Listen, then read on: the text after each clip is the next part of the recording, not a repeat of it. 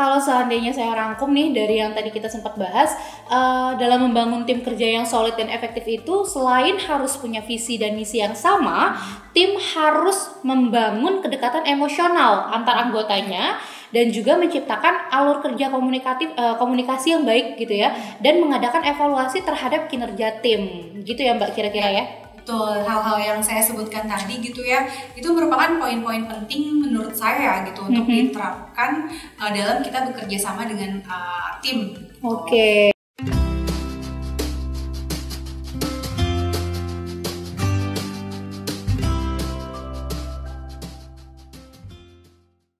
Halo Great People, kembali lagi bersama saya Rani Desiana dalam acara Helping Others Grow. Apa kabar nih Anda semua? Semoga sehat selalu ya. Great People, minggu lalu saya sudah membahas langkah awal dalam membangun tim yang solid dan efektif.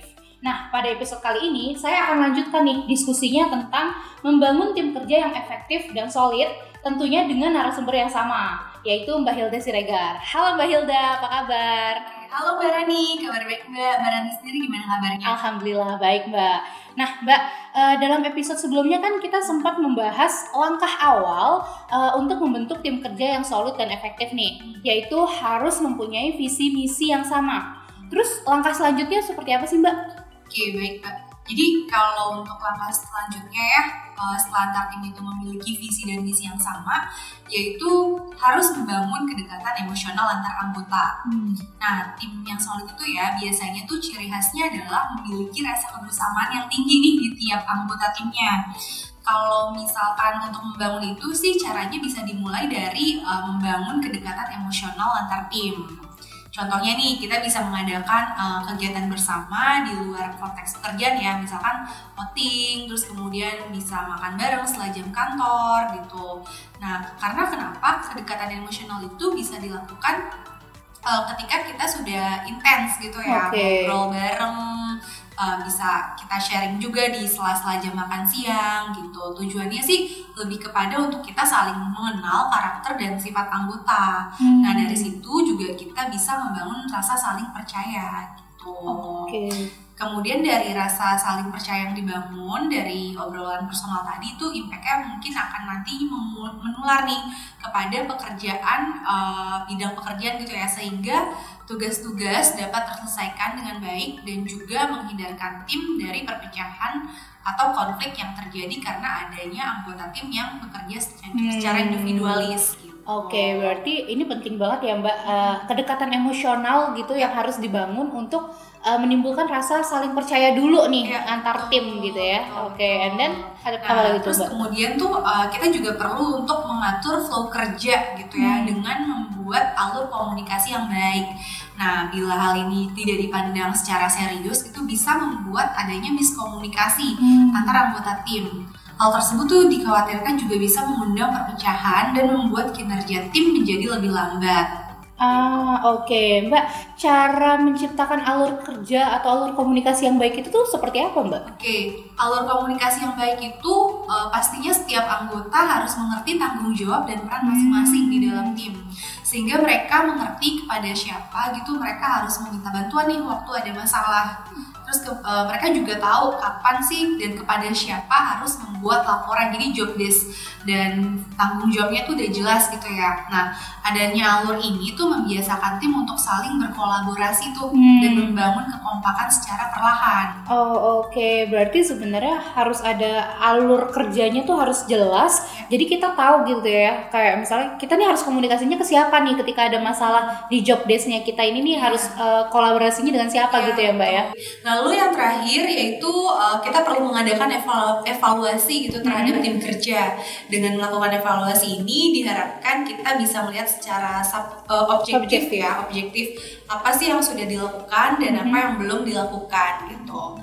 Bila pun permasalahan terjadi gitu di tengah proses gitu, tim akan bisa lebih mengerti apa yang harus dilakukan untuk menyelesaikan hal tersebut.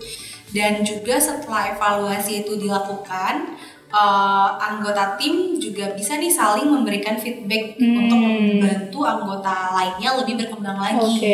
Gitu diharapkan dengan adanya evaluasi ini menjaga tim untuk bekerja tetap pada jalur yang sama untuk mencapai visi dan misi yang sudah ditetapkan sebelumnya gitu Mbak. Oke, berarti ini evaluasi ini menjadi poin penting juga nih untuk melihat udah sejauh mana sih hasil kerjanya kita sesuai nggak nih sama visi misi yang sudah ditentukan di awal gitu ya Mbak ya. Dan mungkin juga yang perlu dilakukan oleh seorang leader gitu ya pada saat melakukan evaluasi adalah memberikan apresiasi kepada seluruh anggota tim atas pencapaian yang telah dilakukan. Dengan begitu bisa membangkitkan semangat anggota tim dan kebersamaan tim juga lebih erat gitu ya, karena telah melewati prosesnya secara bersama-sama gitu. Dan sehingga tim juga merasa setelah diapresiasi gitu ya, usaha yang telah mereka kerjakan itu berasa lebih dihargain gitu. Ujungnya adalah suntikan emosional bagi setiap anggota tim untuk menjadikan motivasi gitu ya, atau dorongan untuk terus berkembang lagi. Gitu. Berarti ini sebenarnya apresiasi ini part of dari suntik rasa emosionalnya ini nih, kedekatan emosional yang harus dibentuk gitu ya. Betul. Karena kan pada akhirnya adalah tujuannya evaluasi apresiasi tadi gitu ya, adalah untuk menjaga produktivitas tetap naik gitu ya, dan juga menjaga visi dan misi perusahaan, kurang lebih begitu.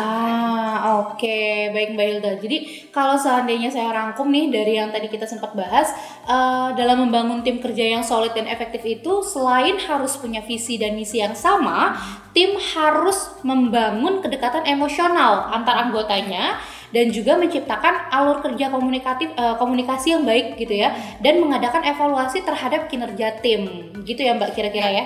Betul, hal-hal yang saya sebutkan tadi gitu ya, itu merupakan poin-poin penting menurut saya gitu untuk diterapkan dalam kita bekerja sama dengan tim. Dan hal tersebut sudah diterapkan di dalam tim sales dan marketing di Andal Software, sehingga alhamdulillah tim tersebut menjadi solid dan juga efektif dalam bekerja. Wah, mantap sekali nih Mbak Hilda. Mbak, terima kasih atas waktunya untuk hadir di acara Helping Others Grow. Semoga sehat selalu dan sukses selalu ya Mbak ya. Sampai di sini dulu episode Helping Others Grow kali ini. Semoga tayangan ini dapat bermanfaat bagi kita semua. Saksikan terus acara Helping Others Grow setiap hari Senin di YouTube channel Andal Software ya. Dan jangan lupa untuk subscribe, like, komen, dan share materi ini. Juga aktifkan lonceng notifikasinya. Apabila ada permintaan pembahasan materi, silahkan hubungi kami melalui telepon dan email berikut ini. Sampai jumpa minggu depan dan jaga kesehatan selalu. Saya Rani Desiana, pamit undur diri. Sampai jumpa di episode Helping Others Grow selanjutnya. Terima kasih.